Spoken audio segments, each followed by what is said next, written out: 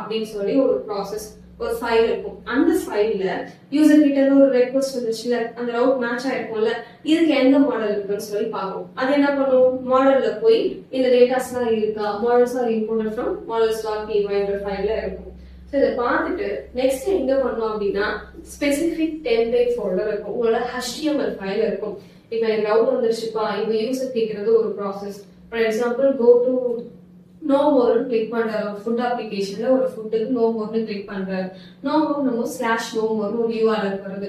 அது வியூ கூட கம்பேர் பண்ணி அதுக்கான மாடல் இருக்கான்னு சொல்லி பார்த்துட்டு அதுக்கான டெம்ப்ளேட்கான ஒரு ஃபோல்டர் நம்ம போட்டுருப்போம். HTML நோ மோர் HTML ஒரு ஃபைல் இருக்குன்னா அங்க போய் அந்த ஃபைலை ரிசீவ் பண்ணி இதெல்லாம் யூசருக்கு எடுத்து கொடுக்குது. இந்த ப்ராசஸ்ல தான் ஜாவா உங்களுக்கு எல்லாருமே ப்ரொவைட் பண்ணுது. URL மெயின்டைன் பண்ணிக்கிறது, அதுக்கான HTML ஃபைலையும் ப்ரொவைட் பண்ணுது, பட் இன்னும் ஆர்கனைஸ்டு வேல ப்ரொவைட் பண்ணுது. ஓகேவா?